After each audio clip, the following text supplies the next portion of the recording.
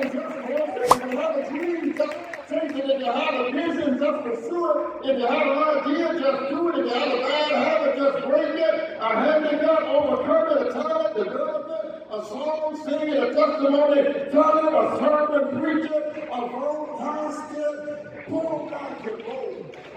You never know where the Lord is trying to take you. Amen. And this is the last class. We want future leaders to know about this Morehouse program and everything that this has to do so here. If they don't understand Martin Luther King, come to his most prominent religious memorial in the world and learn what he was all about. I charge you to use your time, talent, tenure, and technology to help usher in an age of diversity, maturity, peace, and nonviolence for the children of the world. To raise another generation of leaders committed to humanity's heroic search for knowledge, knowing that virtue, ethical intelligence is the light of God. It's a monumental moment for the closing of a chapter of Dean Lawrence Carter, who single-handedly has produced more black pastors than any other individual in the country.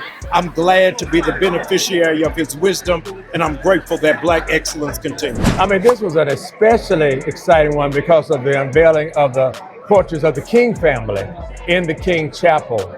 And so there's a long tradition. I'm here for Dr. Lawrence Carter's retirement, and it's just good to be here. And I want to congratulate your brother, Dr. Chance Gibson, for being inducted. Well deserved, well deserved. Y'all's mother is shouting in heaven. Wow, this is amazing honor, unbelievable, but I'm just grateful for the opportunity. I'm grateful to be able to do the work, and I'm grateful to make impact, and grateful to God for the opportunity. Our institutions were created by us, for us, when we excluded from others, and to see that legacy continue is certainly a blessing. To the future leaders that are coming after, what do you want to say to them? I want to say, to not put any limitations on yourself. Sometimes there's a colloquial expression that says the sky is the limit, and Dean Carter taught me that the sky really is not our limit, it's in our way.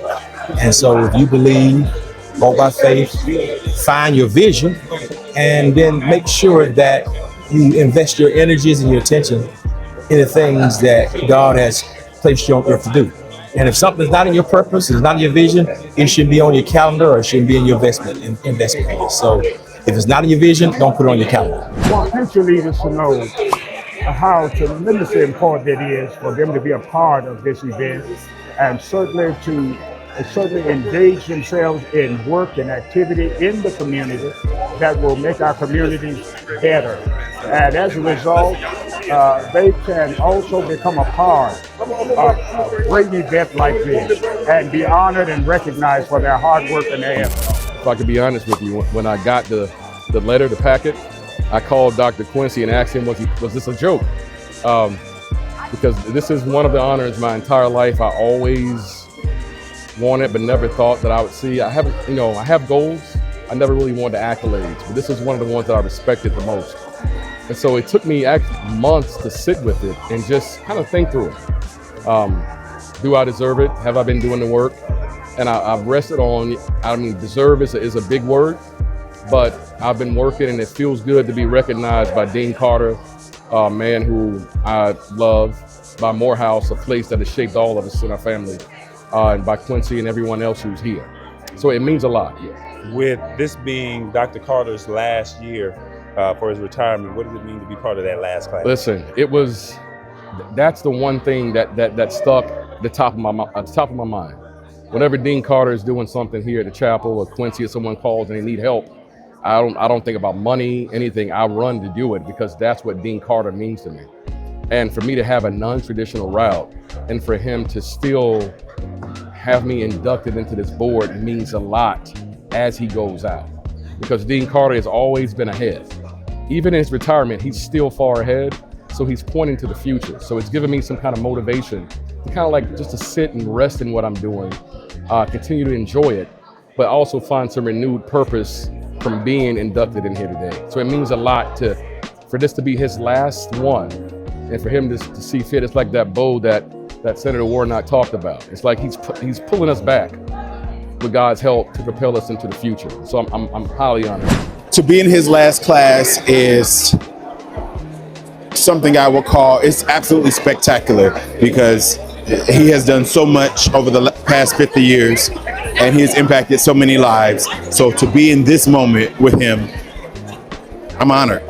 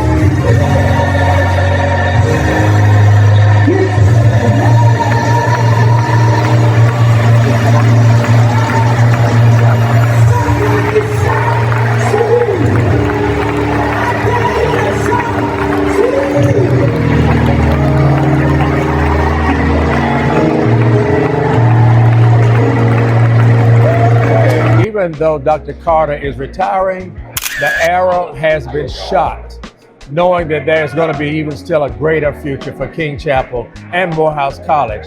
And so it's not over. Greater. I'm just honored to see all these young clergy to say that ministry is in good hands. What does this mean? Well, it means, as the founding dean, I got to name everything, put the foundation in place. But my successor will build the skyscraper on that foundation. I have done what I prayed for, to be able to do something significant for Martin Luther King Jr. before I close my eyes. Everybody's telling me that I did that. Tall boy, baby. Oh, yeah.